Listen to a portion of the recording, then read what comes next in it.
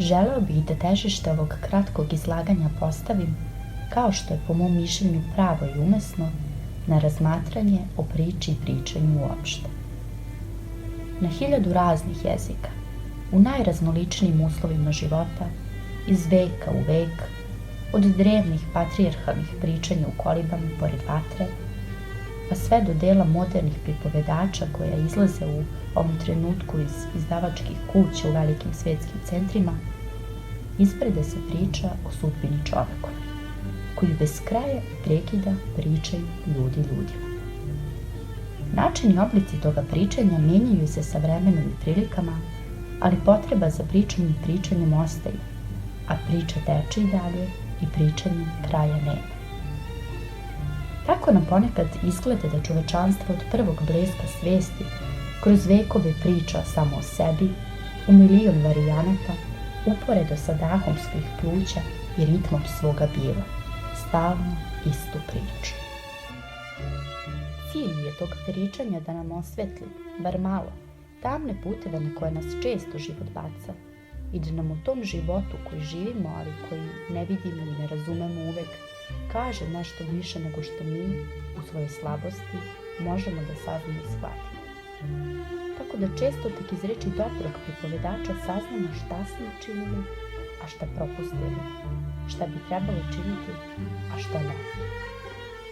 Možda i u tim pričanjima, usmenim i pismenim, i sadržana prava istorija čovečanstva i možda bi se iz njih bar moglo naslutiti ako ne saznati smisao te istorije.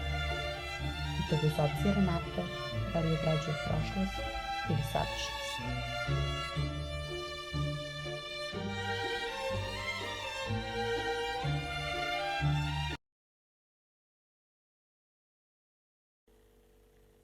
Savremeni život ljudi se ne bi mogao zamisliti bez medija masovne kulture.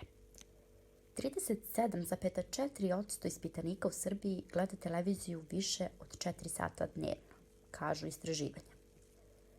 Verbalni način komuniciranja jeste zapravo audiovizualni način komuniciranja.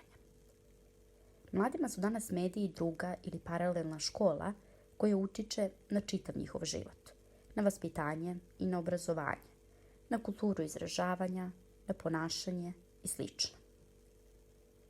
Mediji imaju višestruke funkcije i upravo se u tome ogleda njihova složenost, ali i odgovornost. Oni su izvor informacija, ali su i nastavno sredstvo u procesu učenja.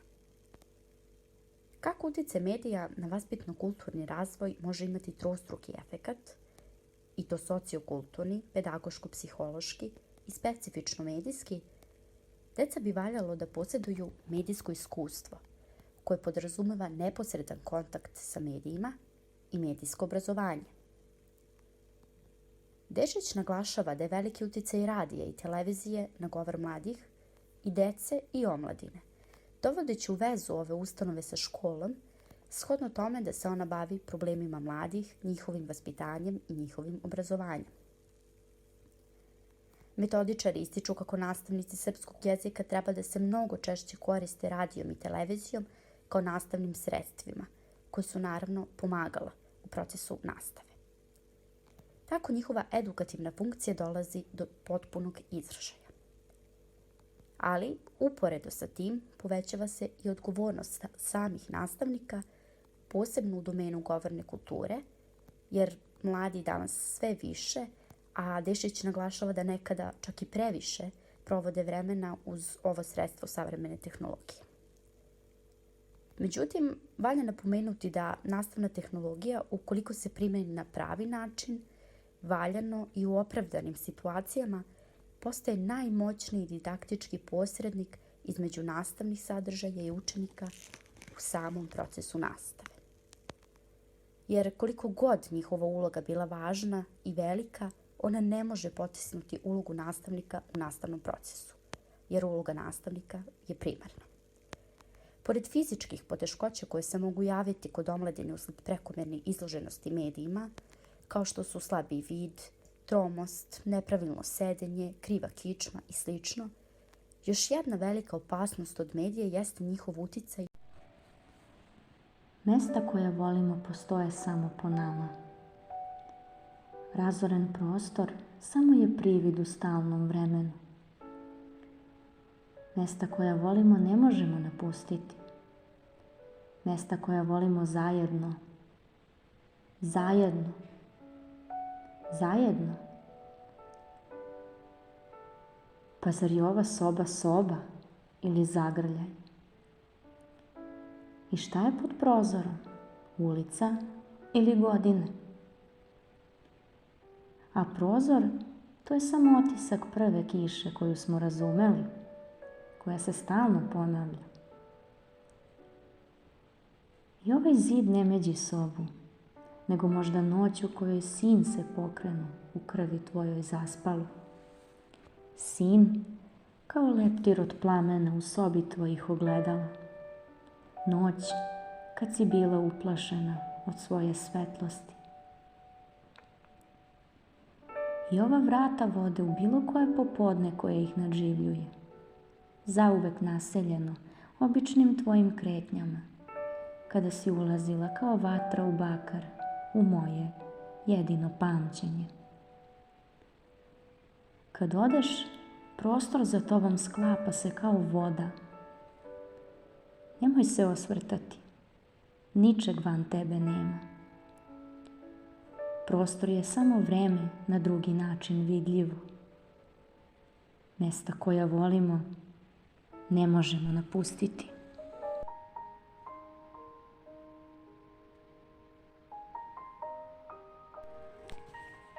Sve teče.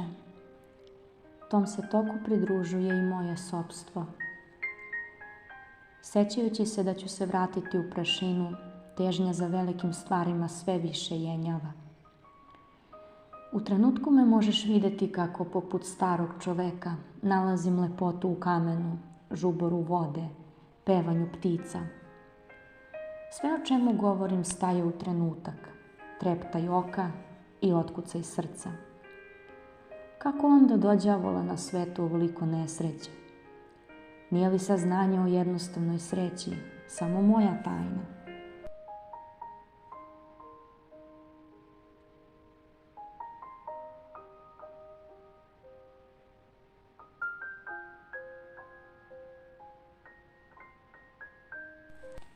Opet se događa isto. Hvatam sebe usred razmišljanja da se nešto dešava samo meni, da jedino ja nosim jednu misao i jedno saznanje. Kako naivno. Ako je nama kao ljudima nešto važno, to je da napokon počnemo da jedni drugima priznajemo. Bila to ljubav, smrt ili bolest. Savremen čovek bi radije umro u 4 zida sa svojim mislima nego ih saopštio drugom čoveku. Nikad se više nego u današnje vreme nismo ogrešili o sopstvenu reč, veru i dušu. Znamo mi da pričamo o saosećanju, ali nikako da naučimo da pričamo saosećajno. Često vidim da je put do takvih razgovora obostrana svesnost o oticanju. Ni moj pesak u satu, ni moja reka nisu stale i nikada neće. Ali onaj ko čini da se toga manje plašim je neko drugi. Sagovornik je moćan čovek. On i ja nemamo ništa zajedničko, a zajedničko nam je sve. Zalutam li na svome putu, uvek barem jedan živ čovek ima moju mapu i preneće mi je nikako drugačije nego jezikom. Njemu je majka prenela složaj reči koji je usvojio na očinskoj zemlji i preneće ga meni, koja sam svoj složaj naučila na zemlji svoga oca. Tu naše suprotnosti neizbežno počinju da se graniče.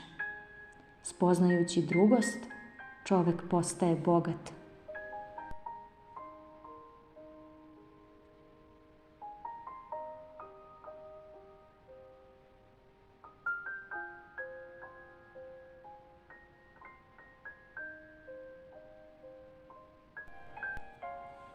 Jednom se tako srela sebičnost sa ljubavlju.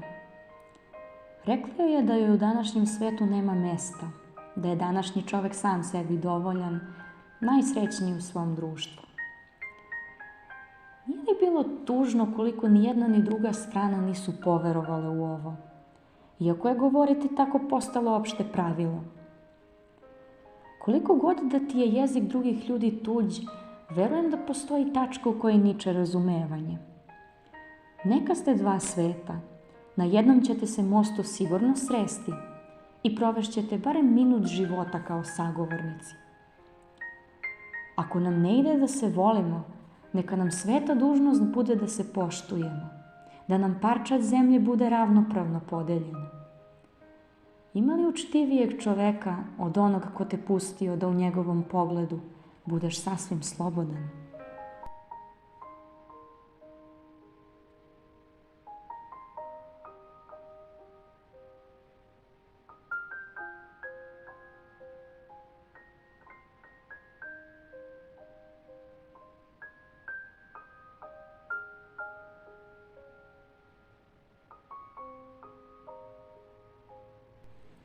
Nekad nema drugosti da joj priznam da sam danas postupila kao najgori čovek na svetu.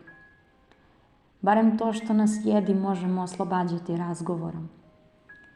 Nismo li blagosloveni od strane Tvorca sposobnošću da iskažemo bolove? Kod nas nema urlika kao kod životinja, već milozvučne maternje melodije. I kada nam je najgore, nismo bespomoćni. Naoružani smo čovečanskom odlikom, opštenjem.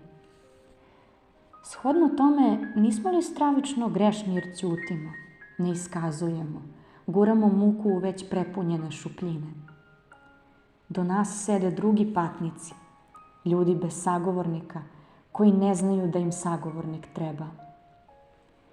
Nemojmo nikad da dozvolimo mnoštvo ispisanih stranica o samoći, a da se ni na trenutak ne setimo da nam je sva moć u rukama. Nemojmo da dozvolimo da nam deca umesto veštine govora uče veštinu ćutanja.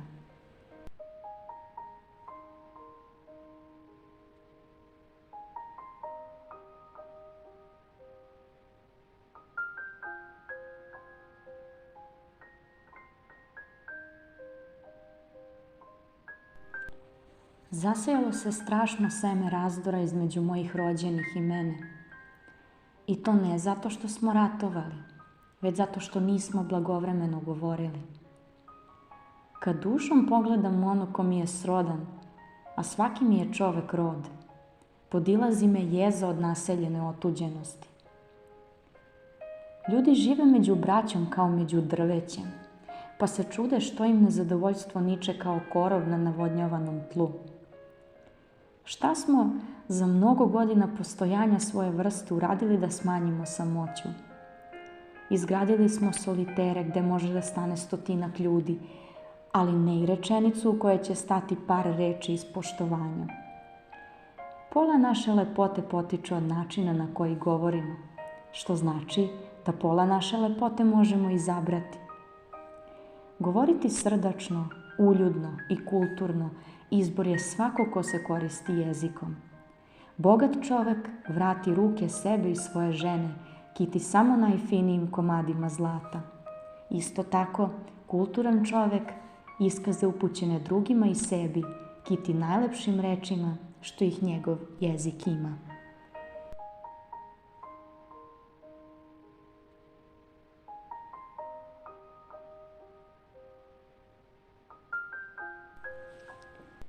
Ona staračka mudrost da lepa reč otvara gvozdena vrata uvek je izgleda bila važeća. Neće čovečija reč zaustaviti ratove, ali će učiniti nešto mnogo veće. Sprečit će samu ideju o njima. Kad u drugoj strani poznaš sebe i ona u tebi, sukob postaje suvišna, neprirodna stvar. Ako se pitaš kako ćeš zaustaviti buru, odgovor je uvek jezikom. Jezik je i govor i odgovor, polazišna i završna tačka svakog putovanja koje nam je pisano. Sve teče i nemojmo toga da se bojimo. Prihvatimo da je naš život jednak našim rečima. Koliko lepote unesemo u njih, toliko ćemo se osjećati dobro što smo tu gde jesmo, u uslovima u kakvim jesmo.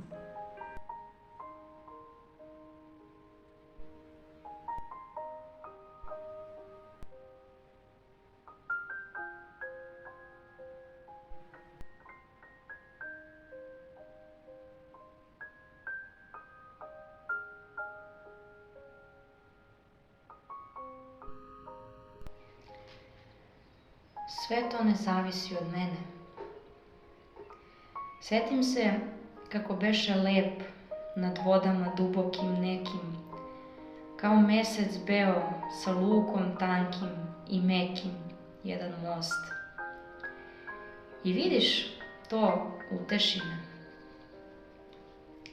Ne zavisi od mene. Dosta je da toga dana zemlja oko mene zamiriše preorana, ili da oblaci prolete malo niže, pa da me to potrese. Ne, ne od mene. Dosta će biti ako jedne zime iz vrta jednog zavejanog istrči neko ozeblo, tuđe dete i zagrli me.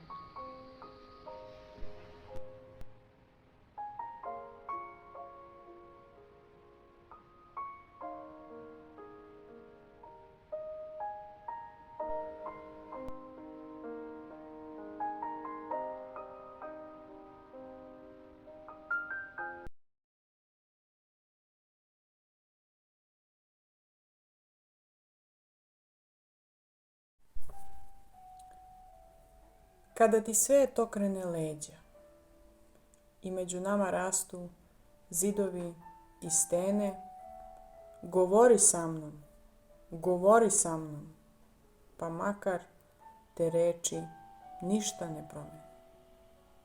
I kada u blizini zamiriše ratno, kada prve bitke biju se i boli, govori sa mnom, jer i rečju takođe može da se voli. Ja znam samo jedno, naučen za svagda, i molim te tiho, nezgrapno, nesmelo, govori sa mnom i neka tvoja reč postane telo.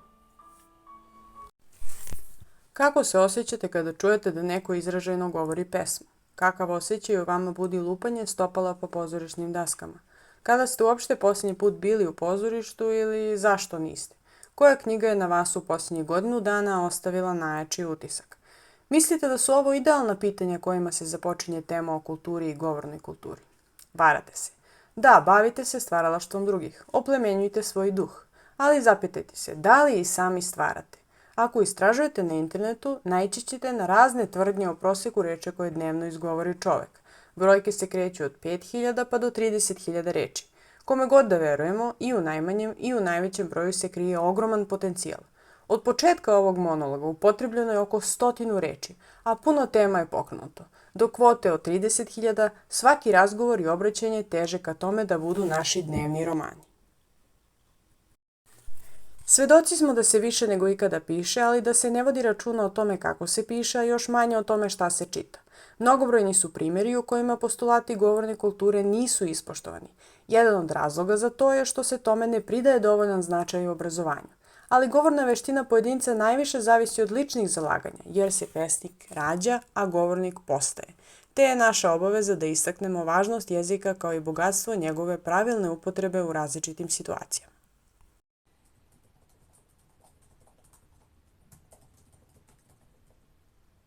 Nažalost, odrastaju generacije koje ne znaju da napišu pismo, održe zdravicu ili sastave čestitku sa najlepšim željama voljenim osobama. Nedostatak takve vrste veština najviše se verovatno ogleda u pisanju mailova koji dominiraju u eri kompjutera. Poražava činjenica da većina mladih ne zna da sastavi ispravan mail, u zavisnosti od toga kome je namenjen. Ako postoji takav nivo neuspeha u pisanim formama, koje omogućavaju promišljanje i eventualnu korekciju, šta se tek zatiče u živom razgovoru? To što je jezik poklonjen svima ne čini ga ništa manje vrednim darom. Zapravo su srećnici oni koji razumeju njegovu vrednost i koriste se njegovim blagodetima. Ne morate biti lingvista da bi vam jezik bio od izuzetnog značaja. Ako malo bolje pogledate, jezik je u svakoj profesiji. Kako o jeziku razmišljaju i kako ga koriste, pitali smo ljude iz različitih delatnosti. Često kažem da nikakvih problema ne bi bilo, da ljudi mere šta će reći kao što to rade pred sudom. Međutim, prilikom svedočenja, ljudi se vrate svom govornom maniru, iako su se možda i pripremali da zablistaju. Ono što govorite je zapravo odraz načina na koji razmišljate. Neko iz tih par rečenica o vama zaključi sve. Ono što je sigurno je da se govorna kultura vežba i usvaja i kada je u jednom segmentu života savladate, lako ćete primeniti svuda, pa i u sudnici. Moj posao u državnoj službi podrazumeva rad sa strankama, ali ti razgovori sadrže niz formalnosti i objašnjenja u vezi njihovih predmeta. Nesuglasice nastaju kada stranka ne shvata prirodu zakona. U jeziku se oseti frustracija, ali stranke ne prelaze granice pristojnosti. Za mene je jezik mnogo bitniji u privatnom životu. Ono što kažem i kako to izgovorim direktno utiče na moj odnos sa suprugom i decom. U trenucima kada se opuštamo i kada smo najviše svoji, ne podrazumevaju nebrigu o jeziku. Uvek mislite šta govorite i kakav to uticaj ima na ljude oko vas. Drago mi je što možemo da pričamo baš o jeziku. Jedan od razloga zbog kojeg volim svoj posao je blizak kontakt s ljudima. Nalazim da je za lekara od izuzetnog značaja da ostvari kontakt sa pacijentom, jer zapravo od njega saznajemo najvažnije informacije. Ljudi prema lekarima imaju određenu dozu poštovanja i ja to osjećam u načinu na koji mi pristupaju, ali mnogi su u tome i nevešti. Moram da istaknem da konkretno u našem gradu ima puno starih ljudi sa izuzetnim manirima, što se takođe primećuje u govoru. Mlađi su neformalniji i opušteniji. Nažalost, lekari neretko saopštavaju loše vesti, ali objektivan odnos prema bolesti, određena doza odmerenosti, ali i empatije olakšava lekaru komunikaciju sa pacijentima. Naš veliki književni kritičar, Ljubomir Nedić, u pokušaju o literarnom ukusu ističe kako je forma ono što je neiscrpno. Složaj reči čini harmoniju i novinu. Sve velike teme već su pronađene, opisane, tumačene i o njima se govorilo. A veliki filozof Kierkegaard nam poručuje da je život ponavljanje.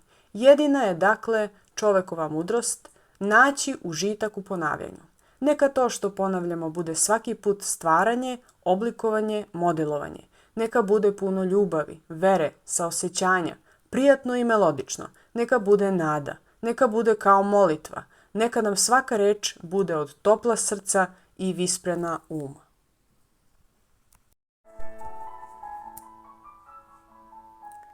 Pišem vam.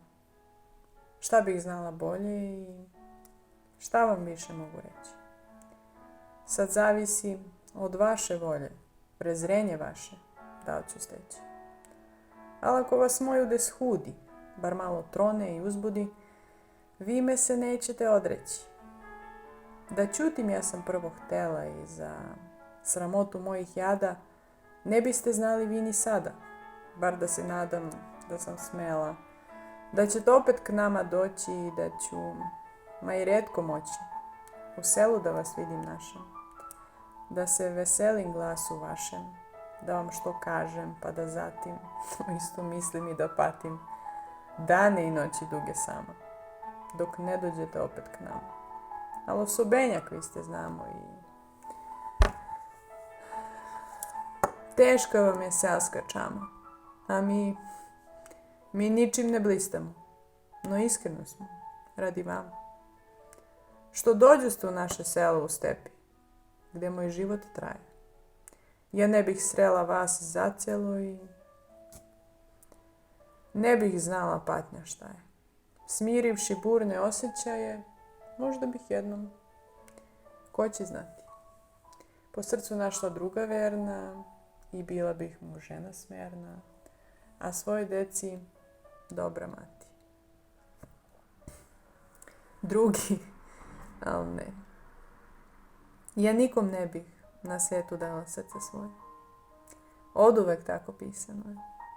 Nebo je mene dalo tebi. Moj život sav je jemstvo bio da ću te sresti među ljudi. Znam, Bog je tebe uputio. Moj zaštitnik do groba budi. U snove si mi dolazio i neviđen si bio mio. Tvoj pogled me je svud proganjao. U duši davno glas odzvanjao. Ne, nije mi se san to snio. Jer čim si ušao, ja sam znala, sva premrla i usplansala i rekla, on je ovo bio. Ja tebe često slušah sam. Govorio si sa mnom jednom kad pomagah prosjaku bednom i blažih molitvama buru i jad u srcu čeda. Zar nisi ti i onog trena, o priviđenje moje drago, promako kroz noć kao sena, nad uzglavlje se moje sago i šapnuo mi reči nade, ljubavi pune i iskrene. Ko si ti? Čuvar duše mlade ili kobni duh što kuša mene? Utišaj sumnje što me guše. Možda su sve to samo sanje moje, zablude jedne mlade duše. A sasvim drugo suđeno. Nek bude tako. Što da krijem? Milosti tvojoj dajem sebe. Pred tobom suze bole lijem i molim zaštitu od tebe. Zamisli. Ja sam ovde sama i nema nikog da me shvati. Sustajem i moj um se slama, a nemo moje srce pati. Čekam te. Nade glas u meni, bar pogledom oživi jednom, ili iz teškog sna me preni, prekorom, gorkim i pravednim. Završih. Da pročitam, strepim, od stida više nemam daha, al vaša čast mi jamči lepi i predajem se njoj bez straha. O rečima. Naša književnica Isidora Sekulić u svom eseju o kulturi kaže između ostalog sledeće. Sve što jedan narod ima i zna, inventarisano je i kategorisano u jeziku. Sve konkretno i sve apstraktno. Jezik je talog proživljenog iskustva svakog prethodnika koji je bio i pričao pre nas. Jezik je kolektivno pamćenje koje nosimo sa sobom i koje proživljavamo i oživljavamo svaki put kada čitamo ili slušamo rečeno i tako održavamo drevne relikte prethodnika u životu. Sve što čovek jeste, sve što je bio i sve ono što će biti odraženo je u jeziku kao duboko i snažno identitetsko osjećanje koje se svakodnevno razvija i poboljšava. Jezikom otkrivamo svet. Što je važnije, jezikom otkrivamo sebe koje neminovno izlažemo istom tom velikom i nepoznatom svetu. Jezikom odgonetamo tajne koje nas okružuju. Njime osluškujemo minule glasove nebrojenih pre nas, koji su istom radoznalošću načeli tajnu jezika, onda kada su u ranim danima detinjstva izgovorili svoje prve glasove i time pozdravili svet. Po dolasku nam je jezik kao pojam nepoznat. Nakon što smo bačeni u ovaj okean postojanja, jezik nam se činio kao nešto daleko, strano, ali primamljivo i izazovno poput odgonetanja tajni. I pored toga što nam je pojam kao takav nepoznat, svaka nepoznata pojava očekivala bi od nas da nam vidi leđa, ali ne i jezik. Isidora Sekulić kaže: da li ste dovoljno razmišljali o čudovišnosti, o čudu, o veličanstvu jezika? Razvijen jezik, to je biće i krv naroda. To je maksimala onoga što jedna kultura ostavlja i daje. Jezik čeka da bude oslobođen, da bude proživljen, da bude oplemenjen. Dokumentarni zapisi iz prošlosti i brojni posvedočeni spomenici tvrde jedno. Mi ne znamo kako su naši prethodnici izgledali, ali možemo iz zapisanog da rekonstruišemo njihov način razmišljanja i njihov unutrašnji ritam jezika trajno ovekovečen kroz pisanje. Kultura govora je kultura sećanja i kultura pisanja, a povrh svega to je kultura negovanja. Jer treba umeti prepoznati vrednosti i uložiti napore da se one očuvaju. Ako se nešto čuva, nužno znači i da vredi. Takve vrednosti treba da se tiču svih govornika jednog matičnog jezika. Jer kako naša književnica kaže, razvijen jezik, moćan jezik. To je stihija. Kao da on sam stvara, a mi kombinujemo njegove krupne i sitne tvorevine, njegove virtuoznosti. Kultura sećanja je kultura pisanja. Kako latinska izreka kaže, reči lete, zapisano ostaje. Dodala bih tome nastavak, zapisano ostaje, pročitano opstaje. Čitati znači otkrivati. Otkrivati znači živo stvarati pred našim očima nove i stare prostore i buditi drevna vremena i anticipirati buduća. Čitati znači iznova upoznavati sebe i svet, iznova približavati i objašnjavati jedno drugo u tišini, u ekstazi i u večnost graditi lica i naličja. Čitanje je delatnost koja pothranjuje duh. Duše savremenog čoveka hodaju prazni, hodaju gladne. Svakim načinjenim korakom duše potvrđuju svoju ispraznost i njihova stamenost biće uspostavljena onda kada se nađe prostor da se ponesu doživlje i pročitanog i iskustva proživljenog, što nije balast koji bi svako isprava želao da ponese. Ali vredi. I upravo tu tvrdnju iznova potvrđuje činjenica da su svi velikani koji su prošli kroz istoriju nosili sa sobom težinu kojom su svoje korake jasnije ucrtavali u tlo. O rečima, o značaju reči, o moći izgovorene reči, o moći prećutanog. Govor kao čovekovo najmoćnije oružje kojim se brani od surovog sveta i kome se objašnjava. O rečima napisanim i o rečima izgovorenim. O rečima koje smo pročitali u knjigama kada smo osjetili kako se pred nama otvara nova stvarnost koja nudi nove poglede na svet, kada drugačije sagledavamo pojavu koju smo pojmili do tada na jedan i od tog trenutka na drugi način. To ukazuje na moć napisanog, promjena percepcije, ukazivanje na postojanje svetova koji nisu otkriveni ili koji su bili sve vreme tu, ali nisu bili viđeni. Čitanje je delatnost koja se obavlja u tišini i mi često tu tišinu znamo da zapostavimo i ne uvažimo. Tišina je filozofski čin u kome sagledavamo unutrašnji tok misli. Možda ćutimo za spoljašnji svet, ali naše unutrašnje biće ne gubi nimalo svoje jezičko bogatstvo ukoliko se utiša na određeno vreme. Ljudski je govoriti, podjednako je ljudski začutati. Svedoci smo svakodnevne halabuke koja nas okružuje, preplavljuje i muti. U njoj učestvujemo i sami time što pričamo, a pričanju ne damo svrhu. Sljedeći put, pre nego što uhvatimo zalet da pošto poto ispunimo tišinu bojom našeg glasa, zastanimo i razmislimo da li je tišina zaista tako preteća i da li nam je neprijatelj ona ili prazne reči koje sipamo po njoj. Završavam ovaj ogled rečima naše književnici Isidore Sekulić, kojima se završava njen esej o kulturi.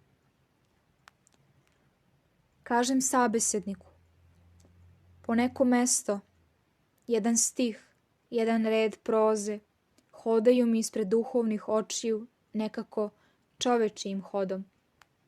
A kad hoću da se smirim, uzmem da pročitam telesnim očima i bude još snažnije, antropomorfnije.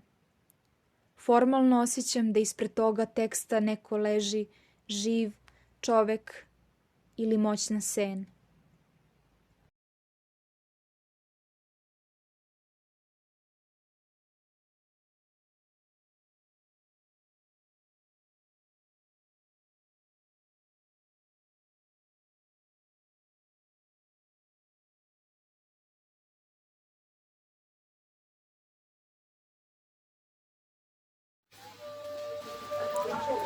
Sam termin pijaca, široko rasprostranjen, potiče od italijanske reči sa značenjem trga ili široke ulice. Te otuda i sinonimnog naziva ovoga mesta kao što je tržnica. Još je u toponimi vidljiva semantika ove lekseme, te otud izvedenice naseljenih mesta kao što je trgovište. Ipak, pijaca kao termin danas je dobila i širi značenski kontekst od primarne njene funkcije, pa je česta kolokvijalna njena upotreba u negativnom poređenju smisla kao prekora. Nije ti ovo pijaca. Pada. Baš tu sve počinje jezikom. Kako postoje pijace raznih namena, od zelenih preko buvljih i autopijaca, svima njima je pak zajednička upotreba jezika kao sredstva komunikacije. Ljudi, prodavci, od milošte zvani seljaci, jako su prijatni u razgovoru, usredni i pažljivi prema svakom kupcu, jer je on pre svega za njih čovjek. Iz daljine čak spoznaju osobu i prema tome joj pristupaju. Reči su odmerene, konkretno upućene na robu koju pred sobom stavljaju. To je jezik struke, jer cijela vizuelna slika tezge sa prodavcem dovoljno za sebe govori. A kad oni progovore, umeju i da se našale rečju osmehom i kad je kiša, s blagonaklonošću pristupaju svemu što delaju. Šarenoliki u spoju tezge, slika su prenetog sela u grad. Govor pijace, ovde glavnog junaka priče, dočaravaju mirisi i ukusi, jer glavna je rečenica svuda: probajte, ne morate da kupite. Time nam se jasno kazuje da s ljubavlju tome pristupaju, a to jeste skrivena semantika.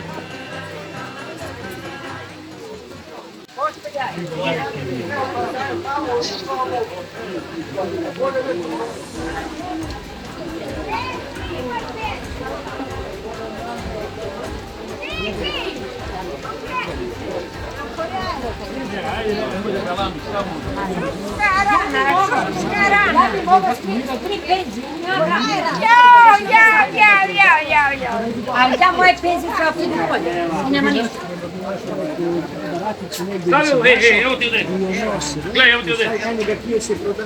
Mnogo truda i rada ulaže se pre nego li uberu plodove zrele, spremne za prodaju. To znaju i kupci, pa su svesni toga. I vrlo je često obostrano zadovoljstvo. Ipak, nesuglasice ima stalno, ali se rečima daju saglasiti ono što se mislima nerazumljivo shvata. Zdravče, momče, beru li te mome? Beru, kako da ne beru? Kad ja cavtim, sva gora miriše, kad ja venem, sva gora uvene. Mi snesosmo lepo cveće ivanjsko, petranjsko, mi snesosmo divno cveće kupalsko, koledsko. Daj nam, dragi Bore, kupalo koledo, svako dobro i obilje, golemo, veliko. Ovde nama kažu staroga vlastelja: kad u crkvu ide, žubori mu brada kao žuborika. Kad iz crkve ide, miriše mu duša kao ran bosiljak.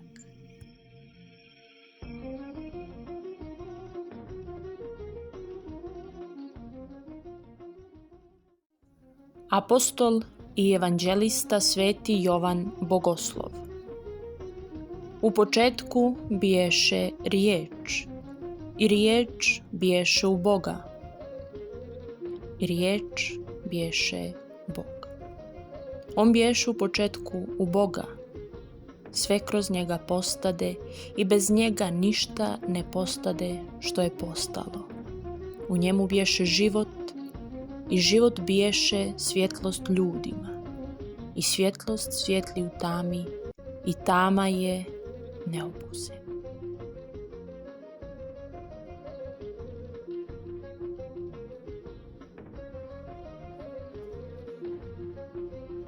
Sveti apostol Pavle, himna ljubavi, Prva poslanica Korinćanima, glava 13.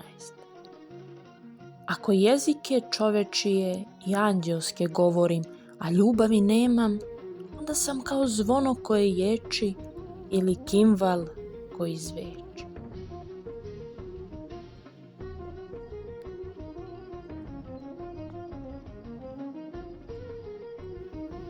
Pouka svetog Nektarija Eginskog o krotosti. Krotak je, milostiv i blagonaklon prema svima, a prema grešnicima ophodi se blago. Krotak ne grdi, ne psuje, ne huli, nego sa ljubavlju ispravlja pale. Krotak se ne svađa, ne spori, nego blago sa svima razgovara.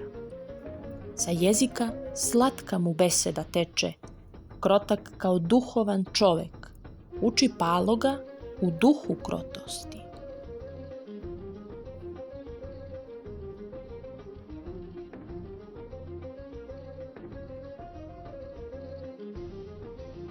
Sveti Filaret Moskovski, koji nam govori da ljudska reč može biti oštra kao mač i tada ona ranjava i ubija, a može biti blaga kao jelej i tada je ona poput melema koji leči.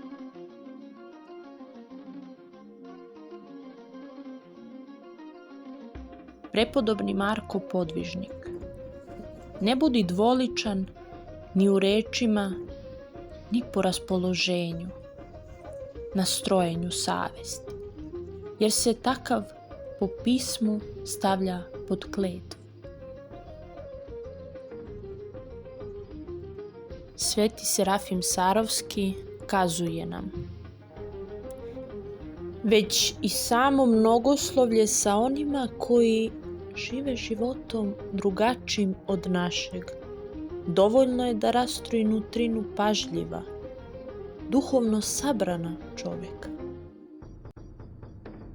Najžalosnije od svega je što time može da se ugasi onaj oganj koji je Gospod naš Isus Hristos došao da baci u zemlju našeg srca, jer ništa tako lako ne tuli oganj koji Duh Sveti udahnjuje u srce monahovo radi osvećenja duše, kao saobraćanje i mnogoslovlje i razgovor, izuzev onog koji nam je uzrastanje razuma i približavanje Bogu prema Isaku Sirinu.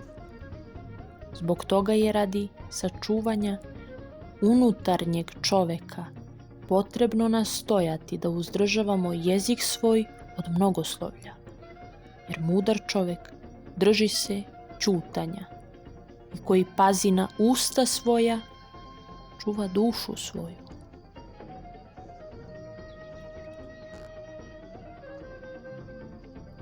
Pre nego što saslušamo reči nekoga o nekom predmetu, ne smemo odgovarati, jer odgovarati na reč pre nego što je čujemo, bezumlje je i sramota.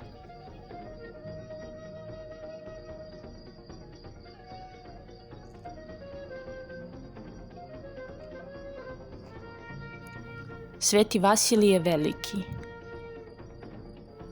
ako bez takve potrebe govori bilo šta o drugome s namerom da ga ocrni, on je klevetnik, čak i ako su njegove reči istinite. Postoji post telesni, postoji i post duševni. Pri telesnom postu telo se uzdržava od hrane i pića. Pri duševnom postu duša se uzdržava od zlih pomisli, dela i reči. Pravi postnik se uzdržava i od praznoslovlja, nečistih misli, maštanja, klevete, osuđivanja, laskanja, laži i svakog zlorečja. Rečju, pravi postnik je onaj koji se udaljava od svakog zla.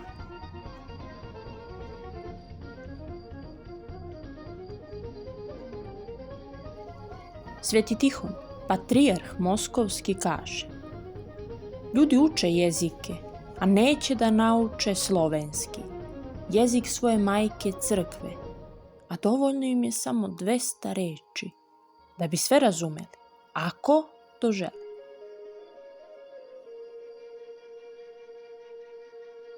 Zato im govorim u pričama, reče Gospod, jer gledajući ne vide i slušajući ne čuju, niti razumeju. Zašto dakle? Jer je odebljalo srce ovih ljudi. Evanđelje po Mateju, glava 13. Jedan bogomoljac upita vladiku Nikolaja posle večernje službe u Sabornoj crkvi u Beogradu. Preosvećeni, nas ovo interesuje. Zašto naša crkva ne prevede bogoslužbene knjige sa crkveno-slovenskog jezika na srpski, pa da sve lepo razumemo šta se čita? Na to će vladika reći: mnogi su me pitali za to. Crkveno-slovenski jezik vezuje sve slovenske narode. Tim jezikom. I Rusi, i Bugari, i mi Srbi. Svima su iste bogoslužbene knjige i to nas vezuje. Zatim, ako bi se bogoslužbene knjige prevodile, a naš jezik govorni menjao se i reformisao, to znači trebalo bi svakih 100 godina da se ponovo prevode bogoslužbene knjige. Tako bi se udaljili od originalnog crkveno-slovenskog teksta koji je tako bogat i savršen da se ne može prevesti svaka reč na srpski jezik koji je mnogo siromašniji od njega.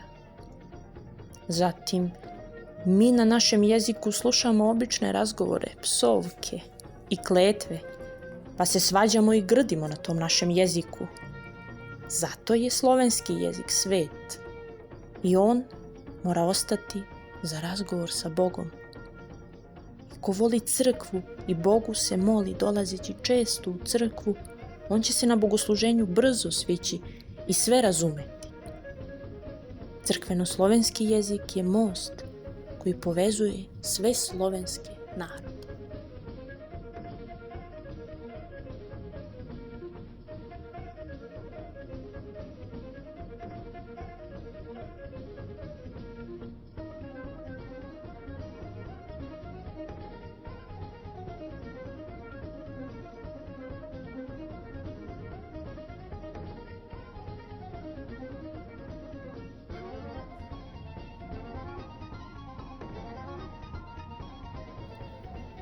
Žitije svetog Simeona od svetitelja Save.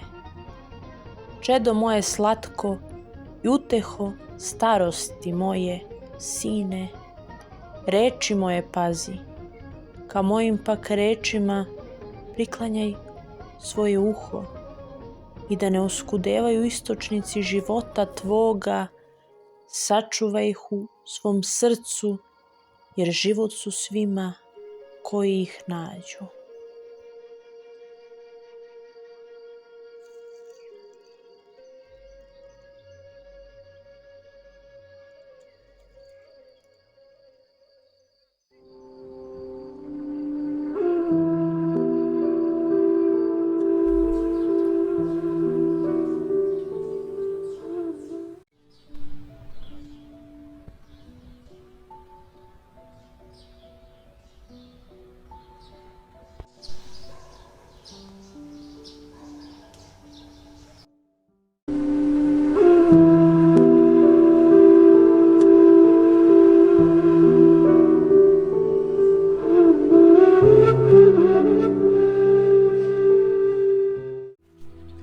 Moć srpskog jezika nije rezervisana samo za studente srpistike.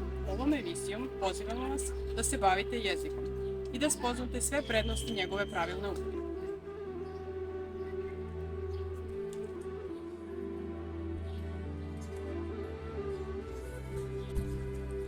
Živimo u savremenom dobu u kome su društvene vrednosti poljuljane i stavljene pod znak pitanja. Ono što međutim možemo da uradimo jeste da se okrenemo stabilnim stožerima kulture, a to su govor, jezik i književnost. I dokle god su ta tri u međusobnom saglasju, oni su nepobedivi.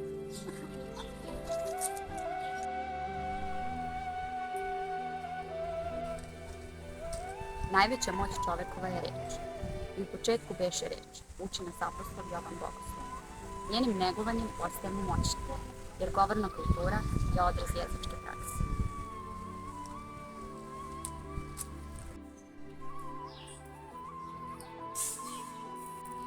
Oči su ogledalo duše, a duša se pored očiju ogleda i u jeziku.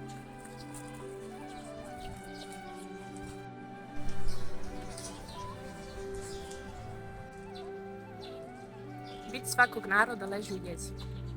A šta je narod izgubili jezik, zemlju, dušu? Uči nas Stefan Nemanja. Zato i znamo danas da je jezik potreban narodu, jer u njemu leži sve ono istinsko što ga čini narod.